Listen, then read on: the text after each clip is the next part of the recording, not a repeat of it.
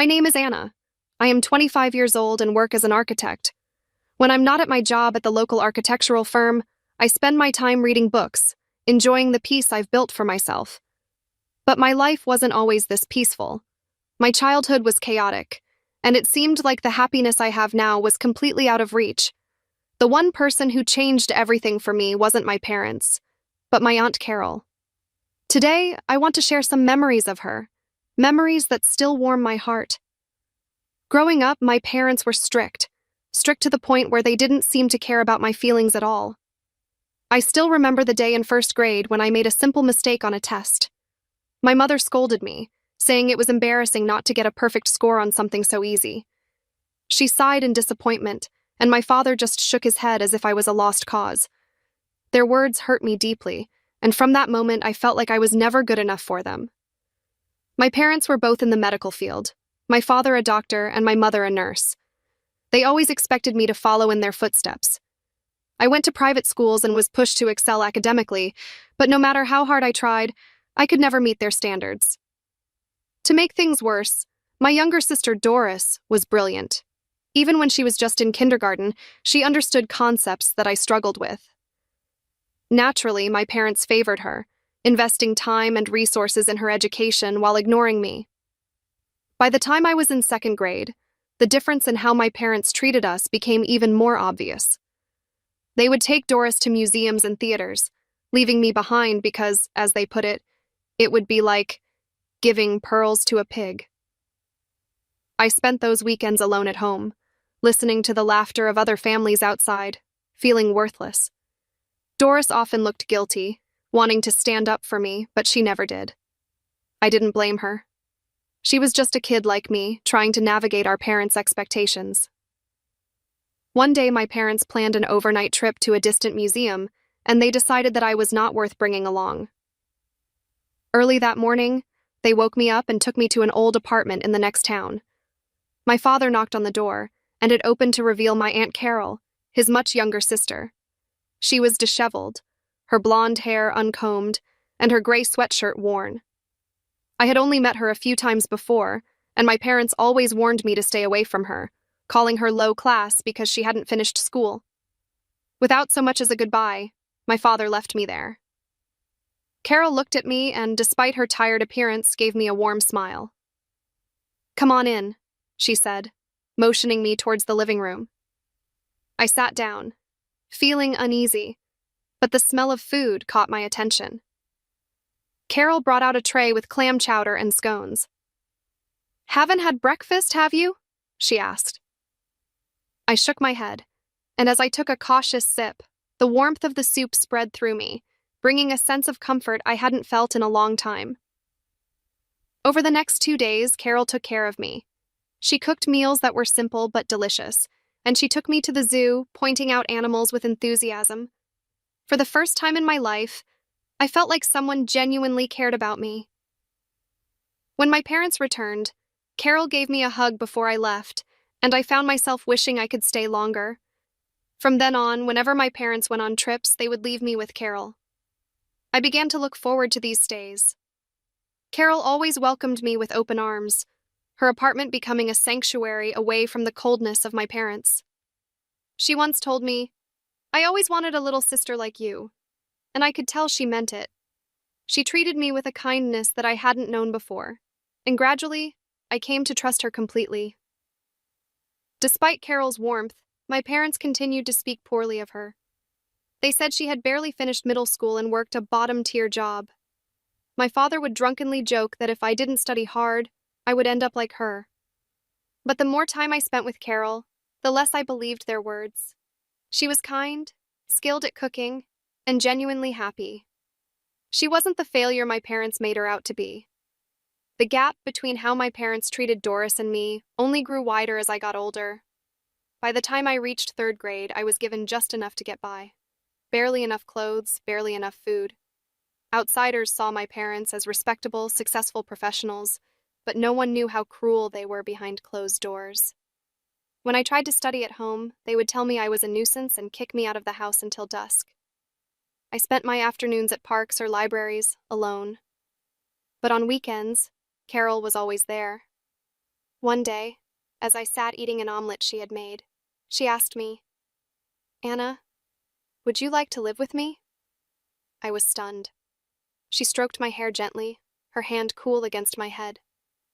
"If it's too hard at home, think of me as your parent. We'll eat together every day, sleep side by side, and maybe even go to the zoo sometimes." Her words felt like a dream. Could I really have that kind of life? I wanted to say yes, but I hesitated, worried about being a burden to her. "Is it really possible?" I asked quietly. Carol gave me a thumbs up and smiled. "Of course it's okay." That moment was unforgettable. I wanted more than anything to be a part of her family. Carol spoke to my parents, and though they were strongly opposed, more concerned about appearances than my well-being, they eventually agreed to let me stay with her as a lodger. I moved to Carol's apartment with just my essentials and my school bag. My parents' only parting words were, "Don't be a nuisance or we'll send you to an institution." Doris was the only one who seemed genuinely sad to see me go, crying as she hugged me goodbye. Living with Carol was not without its challenges. My parents provided minimal support, and I had to transfer from a private school to a public one. But despite the difficulties, I was happy. Carol helped me with my homework, celebrating even my smallest achievements. When I scored 90% on a test, she said, "That's amazing, Anna." For the first time, I felt proud of myself. With Carol's encouragement, I became more outgoing, made friends, and even found that my grades improved without the constant pressure I had felt at home. The chronic stomach pains and fatigue that had plagued me disappeared. I realized that they had been caused by the stress of trying to meet my parents' impossible expectations. By the time I reached 6th grade, I had grown emotionally. My parents' influence on me was fading, and I began to see the world differently. Doris started visiting me at Carol's apartment, and she seemed to find comfort there too. She would watch Carol cook, her eyes shining with interest, and help out in the kitchen. 8 years passed, and I enrolled in the architecture department of a national university. I chose architecture not only because I was interested in it, but also because I had received a scholarship, which meant I didn't have to rely on my parents or burden Carol financially. When I got accepted, Carol cried tears of joy and made my favorite dish, seafood pasta. That night, she shared more about her past. She told me that she was the result of her mother's affair and that her father had never truly accepted her. Despite her longing for parental love, she had grown into a strong, kind person. "You've turned out so well, Anna," she said, her eyes filled with emotion. "You didn't follow the wrong paths I did." I hugged her, tears in my eyes. "It's all because of you, Carol. Without you, I don't know where I would be." A year after I started university, my parents showed up at my apartment unexpectedly. Their faces were red with anger. "Did you put Doris up to this?" my father shouted. I was confused. "What happened to Doris?" I asked. "Which medical school is she going to?" My father glared at me. "Don't play dumb. Doris has gone off to culinary school. You must have given her this idea." The truth was that Doris had decided on her own to study nutrition and had been accepted into a culinary program. She had let our parents believe she was preparing for medical school, but her passion was in cooking. "Doris chose her path," I said calmly, but my mother accused me of being jealous of Doris and leading her astray. "That's not true," a voice said from behind me. I turned to see Doris standing there with Carol by her side. "Don't blame Carol," Doris said firmly. "It was my decision." My parents tried to argue, but Doris wouldn't back down. She spoke with a confidence that surprised me. "Mom, Dad, you don't understand. I've found what I love and I'm going to pursue it." My parents were furious, but there was nothing they could do. Doris had a scholarship and she had already moved out. After that confrontation, my parents stopped pressuring me to pursue medicine. They tried to convince me to come back home, but I refused. I had my own life now, a life that I was proud of, thanks to Carol. Not long after, Carol surprised me again. She introduced me to her husband, Alexander.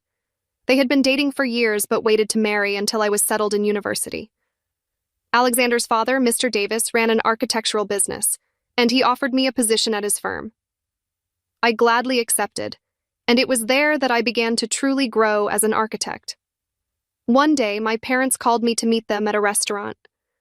When Carol and I arrived, they laid out brochures from various medical schools, insisting that I still had a chance to redeem myself. I couldn't help but laugh. "You really think I want this?" I said, shaking my head. "I have my own dreams, and I'm happy with where I am." My parents tried to argue, blaming Carol for leading me astray, but Alexander stepped in. "Anna and Doris have their own passions," he said. "Architecture, nutrition, cooking, these are not lesser paths. They are meaningful, and they make them happy." The other patrons in the restaurant began to take notice, their disapproving glances making my parents uncomfortable. The chef, who had brought out my father's favorite dish, spoke up. "Dr. Barnes, if our work is so beneath you, perhaps you shouldn't be eating here." My parents, humiliated, left the restaurant without another word. Since that day, they stopped trying to control my life. The hospital they ran began to decline as word spread about their behavior. Patients moved to a new hospital, and soon my parents' practice was struggling. They approached me, asking me to clear up the misunderstandings, but there was nothing to clear up. The truth was out, and people had seen who they really were. 5 years have passed since then. I have built my career as an architect, working at the firm run by Carol's in-laws. Doris and I have a dream: to open a diner together, one that serves the kind of food that brought us comfort in our darkest times. We want to open it to local children once a week, to give them the warmth that Carol gave us. With Carol by our side, supporting us every step of the way, we are building a life filled with purpose and love. And that, more than anything, is what makes me proud.